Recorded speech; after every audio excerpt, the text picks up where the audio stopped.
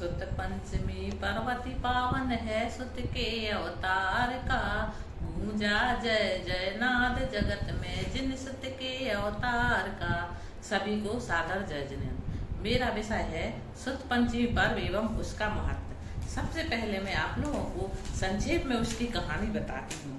एक दिन आचार्य धरसेन जो कि अष्टांग महानिमित्त के ज्ञाता थे, उनके मन में विचार आया कि जो महावीर स्वामी एवं गौतम गणधर की परम से लेकर आज तक ग्रंथ रचना की जो परंपरा चली आ रही है वह कहीं लोप ना हो जाए। इसलिए उन्होंने श्री सिद्धक्षेत्र गिरनार की चंद्र गुफा के दक्षिण भारत में, जहाँ आचार्यों का सम्मेलन हो रहा था, वहाँ एक ब्रह्मचारी के द्वारा पत्र भिजवाया। उसमें लिखा था कि मुझे 2 साधुओं को भेज दो। उनके आचार्य ने सकल शास्त्र में पारंगत तथा जो विनयवान एवं देश जाति से शुद्ध थे, ऐसे 2 साधुओं को भेजा।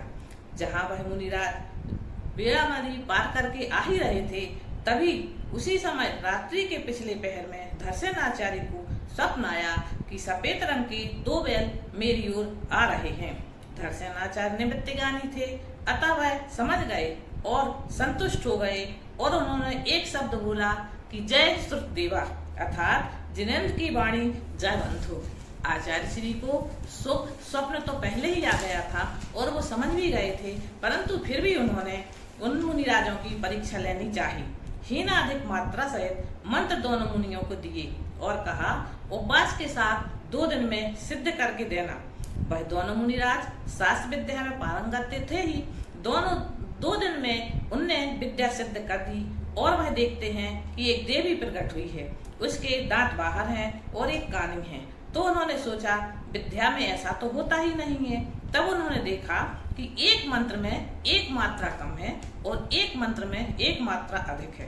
तब उन्होंने मात्रा सुधार करके फिर से विद्या सिद्ध की। तब वह विद्या सिद्ध हो गई। तब भूत जाति के देवों ने आकर उनकी पूजा की। यह सब देखकर धरसेन आचार्य ने नरवाहन मुनिराज का नाम भूतबली रखा तथा सुबुद्धि मुनिराज जो थे उनके दांत अस्त व्यस्त थे, वह दांत ठीक हो गए, इसलिए उनका नाम पुष्पदंत रखा। यह सब कार्य शुक्ल एकादशी को पूर्ण हुआ था। इसके बाद मुनिराज अपने यथास्थान चले गए।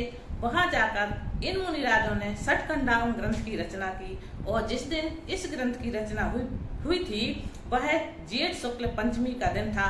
तभी से यह सुत पंचमी पर्व मनाया जाने लगा। अब आता है सुत पंचमी पर्व का महत्व। सुत पंचमी पर्व अर्थात सुत के आश्रय लेने का पर्व।